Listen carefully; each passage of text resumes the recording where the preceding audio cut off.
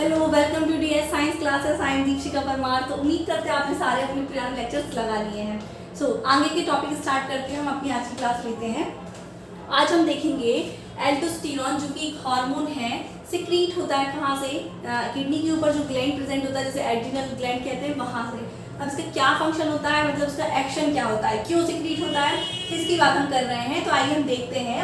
हम क्या देख रहे थे, जो हमारा क्या होता है, किडनी वाला एक्सक्रीटरी सिस्टम होता है, उसमें ये एल्डोस्टेरॉन का क्या फंक्शन है। मतलब जब भी ब्लड प्रेशर हाई होता है, लो होता है, तो किडनी मेंटेन तो खुद को करती है। उसमें कई सारे हार्मोन्स आते हैं, एंजाइम्स आते हैं, केमिकल्स आते हैं। तो उनमें से एक हार्मोन क्या है हमारा, एल्डोस्टेरॉन। तो क्यों आता है, इसका एक्शन हम देखने वाले हैं। ठीक है, क्या बात की थी हमने पिछले लेक्चर में, लो ब्लड प्रेशर की। जब ब्लड प्रेशर लो होता है, ये हमारा जर्नल सा रिवीजन है, जिसमें ये जर्नल सर्कुलेशन है।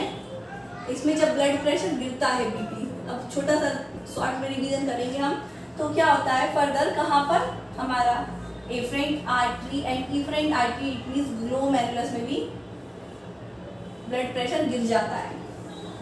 अब जब ग्लोमेरुलस में क्या गिरेगा, प्रेशर गिरेगा, तो यहाँ से जो हमारा नेफ्रॉन है, यहाँ पर फिल्ट्रेशन रेट भी कम हो जाएगी। ठीक है, मतलब बात ये हो गई कि जर्नल सर्कुलेशन में ब्लड प्रेशर कम होगा, तो ब्लड का फ्लो कहाँ, यहाँ पर भी आ रहा है, तो यहाँ पर भी ब्लड प्रेशर गिर जाएगा, बीपी यहाँ पर भी गिर जाएगा। बीपी गिरेगा तो एनएफपी गिरेगा, मतलब नेट फिल्ट्रेशन प्रेशर गिरेगा, जिसके कारण जो फिल्ट्रेशन रेट है GFR, ग्लोमेरुलस फिल्ट्रेशन रेट भी गिर जाएगा।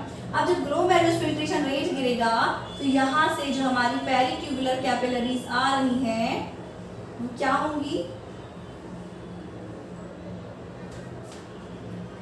इजीली क्या एक्स्ट्रा सॉल्ट को निकाल पाएंगे। क्यों? क्योंकि जब फिल्ट्रेशन होता है तो अच्छी चीज भी बाहर निकल आती है, मतलब आयंस, ग्लूकोज, सारी चीज बाहर निकलती है। यहाँ पे कुछ सेल होती हैं जो वापस से ब्लड में इनका रीअब्जॉर्प्शन करती है, ग्लूकोज का, आयंस का और भी प्रोटीन का, इनका वापस रीअब्जॉर्ब ब्लड में करती हैं।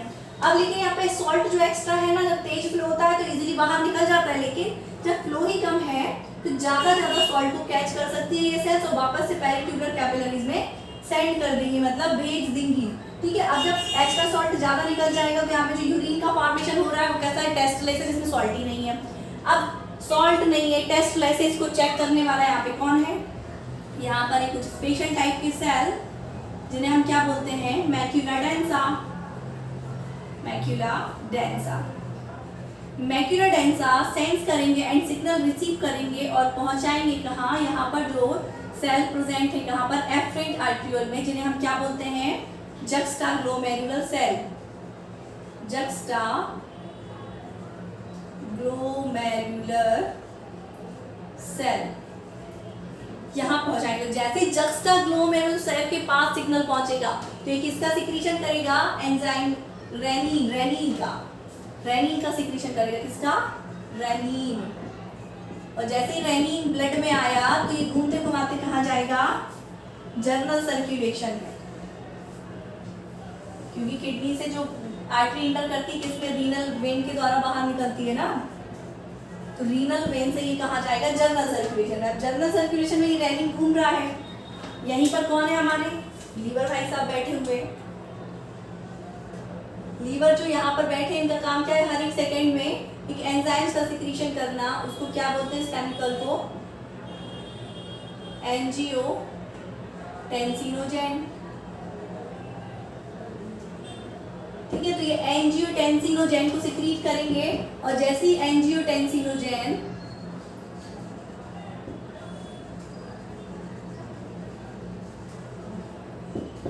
रिएक्ट करेगा किसके साथ, रेनिन के साथ, तो क्या बना लेगा, एंजियोटेंसिन 1। और एंजियोटेंसिन 1 कहाँ जाएगा, हमारे लंग्स के पास। लंग्स से किस में कन्वर्ट हो गया जाएगा, एंजियोटेंसिन 2 में, और ये एंजियोटेंसिन 2 ब्लड में जाएगा। जैसे ही एंजियोटेंसिन 2 बन गया है, तो अब ये एंजियोटेंसिन का फंक्शन क्या है, क्या हुआ, ब्लड प्रेशर गिरने से ये सारा कारनामा हुआ है। मतलब नॉर्मल ब्लड प्रेशर से ब्लड प्रेशर लो हुआ, तो यहाँ पर फ्लो ऑफ ब्लड कम हो गया। ब्लड के फ्लो कम होने के कारण NFP मतलब नेट फिल्ट्रेशन प्रेशर गिरा। नेट फिल्ट्रेशन प्रेशर गिरने से GFR गिर चुका है, और GFR जैसे ही गिरा तो जो भी लिक्विड यहाँ से पास हो रहा था बहुत स्लो स्लो हो रहा है। अब मौका मिल गया क्योंकि पेरिट्यूबुलर कैपिलरी को एब्जॉर्ब करने का एक्स्ट्रा सॉल्ट को, तो ज्यादा सॉल्ट एब्जॉर्ब कर लिया इसने, तो यहाँ पर जो यूरिन का फॉर्मेशन हुआ टेस्टलेस हुआ, विदाउट सॉल्ट हुआ या फिर बहुत कम सॉल्ट में हुआ। ठीक है, तो यहाँ पर जो सेल्स प्रेजेंट है जिन्हें मैक्यूलर डेंसा बोल रहे हैं, ये क्या करेंगी, इनको पता चल जाएगा कि यहाँ पे सॉल्ट बहुत कम है। जैसे ही पता चला सॉल्ट कम है तो ये सिग्नल देंगी जस्टाग्लोमेरुलर सेल को। जस्टाग्लोमेरुलर सेल के पास एक बार सिग्नल पहुंच गया तो ये फटाफट से क्या रेनिन का सिक्रीशन करेगा, रेनिन सिक्रीट होगा और ये फर्दर जनरल सर्कुलेशन में कहाँ पर मिलेगा, किससे मिलेगा, एंजियोटेंसिनोजेन से। और एंजियोटेंसिनोजेन जो कि बड़ा ही आलसी है, कोई काम नहीं करता, अनएक्टिव है, उससे जब ये मिलेगा तो अपनी संगति में डाल देगा, मतलब इसे एक्टिव पे कन्वर्ट करने की कोशिश करेगा। तो शुरू में क्या बन जाएगा, एंजियोटेंसिन 1 और फिर ये लंग्स के पास जाएगा। अब लंग्स से और भी ज्यादा काम है तो वहां पर ये एंजियोटेंसिन 2 में कन्वर्ट होकर आएगा वापस से जनरल सर्कुलेशन में। अब इसका क्या काम है, तो हमने क्या बात की थी, जो हमारा एंजियोटेंसिन है, एंजियोटेंसिन,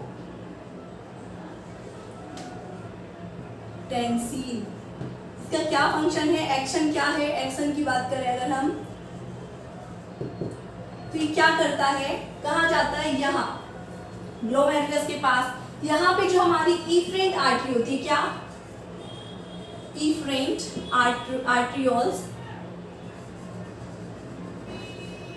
इफरेंट आर्टेरियोल्स जो होते हैं यहाँ पर जाके इसको कांटेक्ट करती है। क्या करेगी, इसको कांटेक्ट करने में एंजियोटेंसिन 2 जो है इसको कांटेक्ट करने में हेल्प करेगा। और जब ये कांटेक्ट होगी तो यहाँ पे जो लिक्विड स्लो स्लो आ रहा था ना, वो यहाँ पे कलेक्ट होने लगेगा। जब ये यहाँ से क्योंकि आता जा रहा है, यहाँ कलेक्ट होता जा रहा है, तो प्रेशर जनरेट होगा। और प्रेशर जनरेट मतलब कि जो नॉर्मल प्रेशर था उससे बढ़ेगा, प्रेशर डिक्रीज होगा। प्रेशर डिक्रीज होगा तो ग्लोमेरुलस फिल्ट्रेशन रेट बढ़ेगा, ग्लोमेरुलस फिल्ट्रेशन रेट बढ़ेगा तो यहाँ से जो फ्लो हो रहा है लिक्विड वो जल्दी जल्दी फ्लो होगा, जल्दी जल्दी फ्लो होगा तो जो एक्स्ट्रा सॉल्ट है उसे निकालने का टाइम बहुत कम होगा इन सेल्स के पास, तो एक्स्ट्रा सॉल्ट जल्दी ज्यादा नहीं निकल पाएगा। तो इसलिए जो यूरिन का फॉर्मेशन होगा इसमें क्या, सॉल्ट प्रेजेंट होगा। ओके, तो ये एक फंक्शन है किसका, एंजियोटेंसिन का। एंजियोटेंसिन 2 का मेन फंक्शन क्या है, वेजो कंस्ट्रक्शन, मतलब ये वेरी स्ट्रॉन्ग वेजो कंस्ट्रक्शन होता है। क्या होता है, वेरी स्ट्रॉन्ग वेजो कंस्ट्रक्शन, मतलब इफरेंट आर्टरी को बहुत ज्यादा कांटेक्ट कर देता है जिसके कारण ब्लड प्रेशर हाई हो जाता है। ओके, तो ये तो मेन एक फंक्शन हो गया, लेकिन ये इसका सिर्फ एक फंक्शन नहीं है, ये सिर्फ एक फंक्शन करने के लिए नहीं बना है, इसके अब बहुत सारे, क्योंकि अभी से काम करने की आदत हो गई है, तो ऐसा नहीं कि एक काम हो गया तो बैठ जाएगा, नहीं, अब एक काम हुआ है तो उसको ये लगेगा मुझे और काम मिले, मुझे और काम करना है, तो इसके भी और भी एक्शन होंगे, वो जो हो गया। देखते हैं हम दूसरा एक्शन इसका क्या है। सेकेंड एक्शन क्या है, ये पूरी चीज कहाँ चल रही, किडनी के अंदर है ना, तो किडनी के अंदर ये इलाज करके देखा, लेकिन किडनी को नॉर्मली बनाए तो किडनी हमारी कैसे, ऐसे दिखेगी। अब किडनी के ऊपर एक टोपी रखी रहती है, उस टोपी को हम क्या बोलते हैं, ये टोपी टाइप जो स्ट्रक्चर दिखाई देता है ना हमेशा, इसे हम बोलते हैं एड्रिनल ग्लैंड,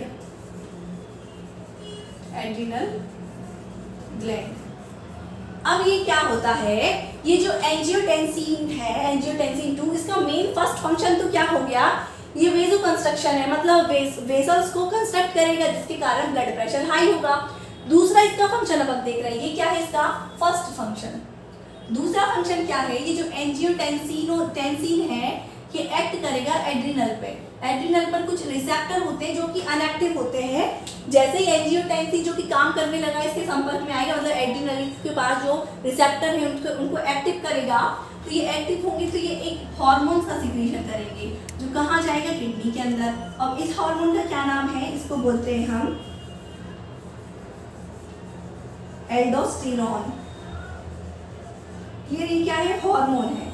तो दूसरा फंक्शन अभी हमने पूरा नहीं देखा, लेकिन कितना देखा, पहला फंक्शन है वेजो कंस्ट्रक्शन का, वेसल को कंस्ट्रक्ट कर देगा जिससे कारण ब्लड प्रेशर बढ़ जाएगा। दूसरा है जो एड्रिनल ग्लैंड है किडनी के ऊपर, उस पर एक्ट करेगा तो जो रिसेप्टर पड़े हैं अनएक्टिव वो एक्टिव में कन्वर्ट हो जाएंगे। जैसे ही कन्वर्ट होंगे एक्टिव में तो यहाँ से सिक्रीशन होगा एल्डोस्टेरोन का। अब एल्डोस्टेरोन क्या करेगा ये बात देख लेते हैं हम। तो ये जो एल्डोस्टेरोन है ये जाएगा कहाँ, ये जो हमारी डीसीटी है, डीसीटी की सेल्स है यहाँ पर, डीसीटी की सेल्स आपको दिख रही होंगी, डीसीटी मतलब डिस्टल वाला पार्ट है जो डीसीटी की सेल। अगर हम इसको इलाज करके देखें डीसीटी की सेल को, देखिए यहाँ पे इसको हम रफ कर रहे हैं, इतना तो आपने समझ ही लिया है इसको क्या बोलते हैं।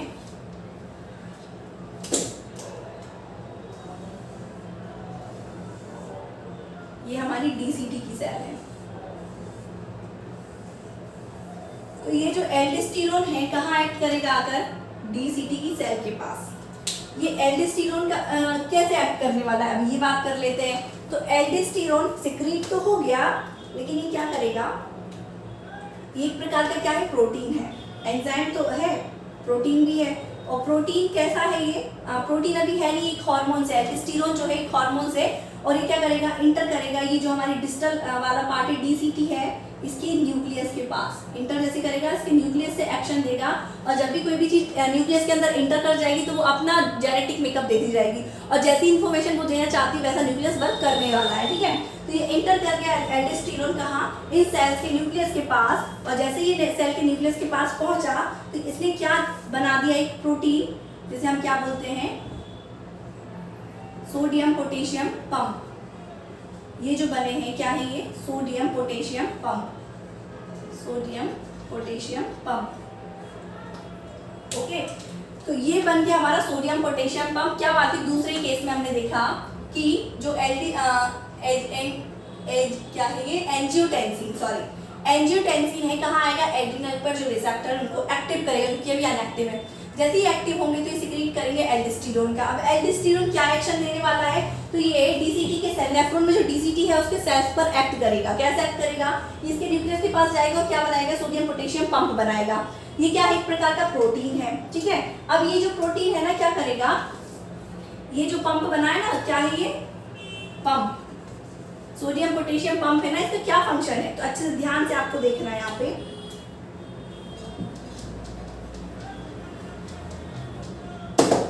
ये जो चैनल बन रहे हैं यहाँ पे सोडियम पोटेशियम पंप के, ये क्या करेंगे, यहाँ से ये जो सेल है ना, इसमें से सोडियम को बाहर निकालेंगे, किसको, सोडियम को, और पोटेशियम को अंदर डालेंगे, K+ को, ठीक है। तो अब ये पोटेशियम को अंदर डालते जा रहे हैं, सोडियम को बाहर निकालते जा रहे हैं, ये सोडियम पोटेशियम पंप। और ये कहाँ डालेंगे, यहाँ पे हमारी ब्लड वेसल है, क्या है ये, ब्लड वेसल, ठीक है। तो यहाँ से ये सोडियम को बाहर निकालते जा रहे हैं, पोटेशियम को अंदर डालते जा रहे हैं, तो इसके कारण सोडियम की वैल्यू बहुत कम होती जाएगी। सोडियम की वैल्यू जैसे ही कम होगी तो ये ल्यूमेन से यहाँ से सोडियम को खींचने की कोशिश करेगा, किसको, यहाँ से। अब क्योंकि ये क्या है, आयन है। अब आपने ऑस्मोलाइट देखा है, ion love them water, water से लव करते हैं, तो मतलब ये आयन यहाँ पे जाएंगे, मतलब सोडियम आयन यहाँ इंटर करेगा, क्योंकि यहाँ पे सोडियम की कंसंट्रेशन कम हो गई है। तो इसके साथ साथ कौन भी जाने वाला है, साथ में वाटर, मतलब H2O, H2O इसके साथ जाएगा, तो फर्दर कहाँ इंटर करेगा, ब्लड वेसल में। जैसे ही ब्लड वेसल में ये वाटर भी इंटर करेगा, मतलब वाटर में कंसंट्रेशन, वाटर ब्लड में वाटर की कंसंट्रेशन ज्यादा हो गई है, और जब ब्लड में वाटर की कंसंट्रेशन ज्यादा होगी तो जो लो ब्लड प्रेशर था, गिरा था ब्लड प्रेशर, वो वापस से हाई होने में हेल्प करेगा, मतलब हाई ब्लड प्रेशर होगा। आई होप आपको इसका दूसरा केस इजीली समझ में आ गया है, ठीक है। अब हम अगर बात करें थर्ड केस की, तो थर्ड केस को देखने के लिए हमें एक बार रफ करना पड़ेगा यहाँ से।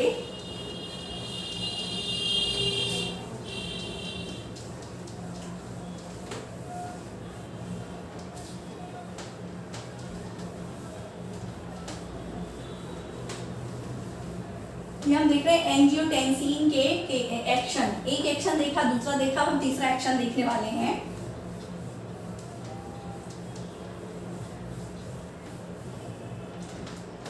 तो एंजियोटेंसिन जो है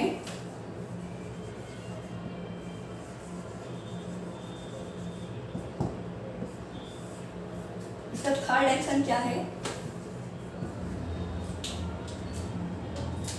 ये कहाँ जाएगा, हमारे ब्रेन में। अगर आपने ब्रेन का स्ट्रक्चर देखा हो तो यहाँ ऐसे होता है हाइपोथैलेमस, क्या है ये,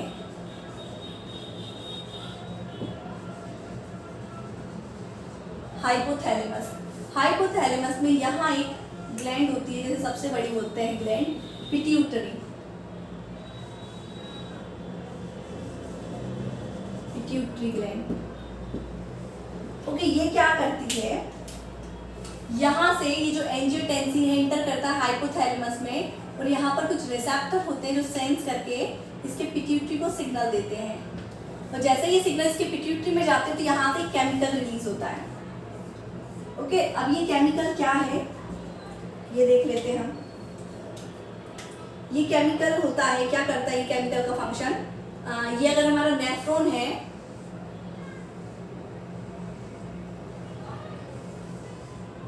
तो नेफ्रॉन में जो डीसीटी वाला पार्ट है इसके सेल पर क्या बना देगा, ये इंटरनल साइड में चैनल्स क्रिएट कर देगा, मतलब यहाँ ऐसे चैनल बना देगा। और ये जो केमिकल है इसे हम क्या बोलेंगे, जो चैनल बनाने में हेल्प करेगा,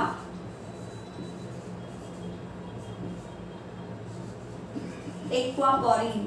एक्वापोरिन क्या करेगा, ये चैनल्स बनाने में हेल्प करेगा। चैनल्स को एक्वापोरिन कह रहे हैं। ये क्या करेगा, ल्यूमेन से वाटर को निकालेगा, ल्यूमेन से वाटर को निकाल के ब्लड वेसल में डालने का काम करेगा। और ब्लड वेसल में जैसे वाटर कंसंट्रेशन बढ़ेगा तो बीपी भी क्या होगा, इंक्रीज होगा। तो आई होप आपको ये तीनों केसेस समझ में आ गए हैं। हमने क्या बात की, हम फिर से देख लेंगे इन केसेस को कि जो हमारा एंजियोटेंसिन है कैसे निकलता है, कहाँ से निकलता है, ये बात आपको क्लियर। लीवर से एंजियोटेंसिन निकलता है जो कन्वर्ट होता है रेनिन की हेल्प से एंजियोटेंसिन 1 में, देन उसके बाद एंटर करता है लंग्स में, लंग्स में कन्वर्ट होता है ये एंजियोटेंसिन 2 में। अब एंजियोटेंसिन 2 बना है तो इसके फंक्शन होंगे। तो ये फंक्शन कैसे करता है, इसका फर्स्ट फंक्शन क्या है, ये जाकर एक्ट करता है इफरेंट आर्टरी पे। इफरेंट आर्टरी को कांटेक्ट कर देता है क्योंकि ये वेरी स्ट्रॉन्ग वेजो कंस्ट्रक्शन होता है, बहुत ज़्यादा कांटेक्ट कर देता है वेसल्स को, ब्लड वेसल्स को। तो इफरेंट आर्टरी को कांटेक्ट करेगा जिसके कारण वो कांटेक्ट होगा तो यहाँ पे ब्लड कलेक्ट होता जाएगा। ब्लड के कलेक्शन से ब्लड का जो प्रेशर है वो बढ़ेगा, मतलब बीपी इंक्रीज होगा। बीपी इंक्रीज होगा मतलब ग्लोमेरुलस फिल्ट्रेशन रेट बढ़ेगा। फ्लो ऑफ लिक्विड मतलब जो यूरिन का फॉर्मेशन हो रहा है वो ज़्यादा तेजी से फ्लो होने लगेगा। जब ये फ्लो होगा तो एक्स्ट्रा सॉल्ट नहीं निकल पाएगा और जो यूरिन बनेगा वो बढ़िया बनेगा, मतलब उसमें सॉल्ट भरपूर मात्रा में होगा। जब ऐसा होगा तो जो हमारा ब्लड प्रेशर कम हुआ था वो वापस से इंक्रीज होता रहेगा क्योंकि सिग्नल नहीं जाएगा, क्योंकि ब्लड प्रेशर इंक्रीज होगा। मेन फंक्शन इसका यही है। दूसरा क्या है इसका फंक्शन, दूसरे फंक्शन की बात करें तो ये क्या करता है, नेफ्रॉन जो होता है नेफ्रॉन के डीसीटी वाले सेल्स पर एक्ट करता है और एक्ट करने के बाद क्या बनाता है, सोडियम पोटेशियम पंप बनाता है। अब ये कैसे करता है, डायरेक्ट सोडियम पोटेशियम पंप नहीं बनाएगा। इससे पहले जो एंजियोटेंसिन 2 है किडनी के ऊपर बैठे हुए क्या एड्रिनल ग्लैंड पर एक्ट करता है। एड्रिनल पर जैसे ही एक्ट करता है तो वहां से एक हार्मोन निकलता है एल्डोस्टेरोन। एल्डोस्टेरोन का काम है इन डीसीटी के सेल्स में सोडियम पोटेशियम पंप बनाना। अब जब सोडियम पोटेशियम पंप लग जाएगा इसमें तो इसमें से सोडियम बाहर साइड निकलता जाएगा और पोटेशियम अकेला अंदर बचेगा। सोडियम की वैल्यू कम हो गई तो अब वो ल्यूमेन से सोडियम को खींचेगा, ल्यूमेन से सोडियम खींचेगा। सोडियम क्या है, एक आयन है, आयन करता है ना वाटर से, तो उसके साथ वाटर भी चलाएगा। वाटर जा रहा है तो इनडायरेक्टली वो ब्लड में वाटर मिलेगा और जब वाटर का कंसंट्रेशन ज्यादा होगा तो ब्लड प्रेशर फिर से बढ़ जाएगा। थर्ड फंक्शन हमने क्या देखा कि जो एंजियोटेंसिन है एक्ट करेगा ब्रेन में, हाइपोथैलेमस में, जहां पर से कुछ रिसेप्टर होंगे वो सेंस करेंगे और सिग्नल्स देंगे पिट्यूटरी पे। पिट्यूटरी पर जैसे सिग्नल पहुंचेगा तो एक केमिकल रिलीज करेंगे जिससे डीसीटी के सेल्स पर एक्वापोरिन बन जाएंगे। एक्वापोरिन क्या करेंगे, ल्यूमेन से ब्लड को वाटर को बाहर निकालेंगे और ब्लड को जैसे ही ब्लड से ल्यूमेन से वाटर को बाहर निकाला तो ब्लड में वाटर का कंसंट्रेशन फिर से बढ़ेगा, मतलब ब्लड प्रेशर भी इंक्रीज हो जाएगा। तो आई होप आपको ये लेक्चर समझ में आया। So thank you so much watching my video.